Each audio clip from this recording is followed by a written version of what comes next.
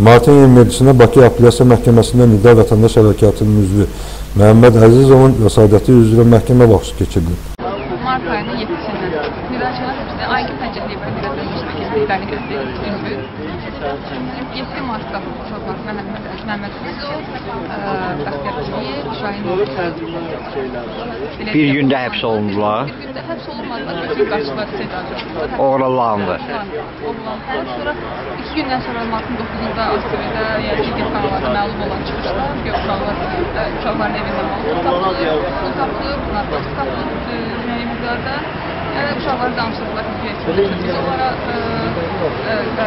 heyətindən kimlərsə olaraq tapşırıq verirlər, onların mitingində bunları yaysınlar, istişaşlar törətsinlər. Sonra da məlum hadisələrdən sonra Mart ayının 14-də Rəşad Həsənov, o da yenə də yolda getdiyi vaxt tutuldu, yəni saxlanıldı, demək olarsa səni saxlanıldı. Sonra da məlum oldu ki, güya bu hadisələrin altında Rəşad Həsənov dayanırmış, hələ ki Rəşad Həsənov rəhbərliyi olaraq. İndi bu işin baş prokurorluğunun və dini yaydığı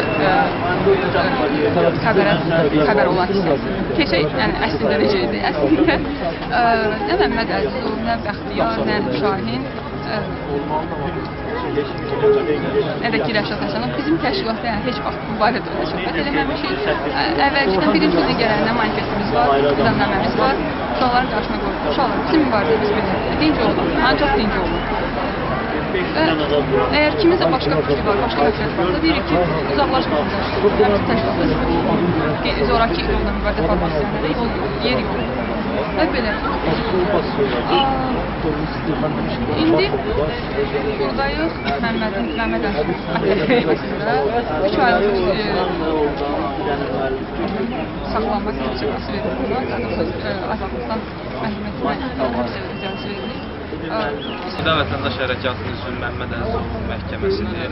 Onun ev dustağının göndərilməsi ilə bağlı vəkili şikayət göndərib məhkəməyə. Bugündən bağlı heç bir gözləntimiz yoxdur. Məhkəmənin hökmünün qüvvədə qalacağını gözləyirik. Çünki bizim məhkəmələrin yuxarıdan tapşırıqla işləməsini biz çox yaxşı bilirik və ona görə bununla bağlı hər hansı bir gözləntimiz yoxdur.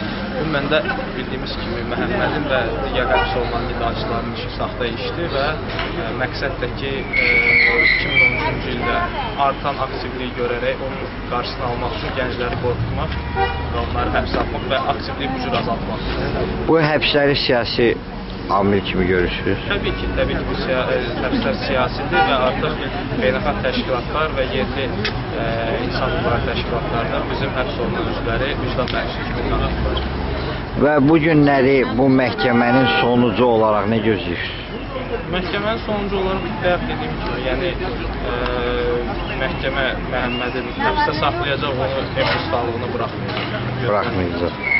Və bu günləri 4 nidaçı həbs olunub. Bundan sonra həbslər gözləyirsinizmi?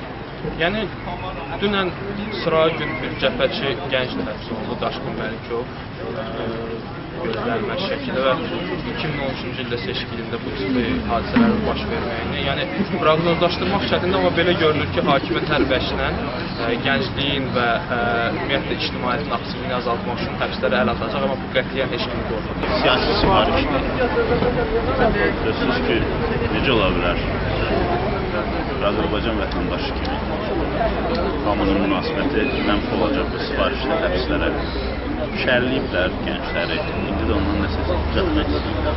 Siz bir hüquq müdafiəçisi kimi onun müdafiəsində hansı adımlar atmışsınız? Biz hüquq müdafiəçisi kimi müdafiə eləmirəm. Çünki biz mən konkret olaraq mülkiyyət hüquqlarının müdafiəsindən məşğulam. Sadəcə bir vətəndaş kimi siyasi fəal kimi gəlmişəm məhkəməsindən dəstək verir. Məhəmməd Əzizov həbsinin ev dustaqlığı əvəz edilməsi barədə Apellyasiya Məhkəməsində vəsadət təqdim edib. Məhkəmə Əzizovun vəsadətini rədd edib. Məhkəmə qərarı, yəni biz ev sahibi seçilməsinə bağlı Rəsmlər Məhkəməsi qərarına şikayət etmişdik və həmin bizim şikayət təmin olunmadı.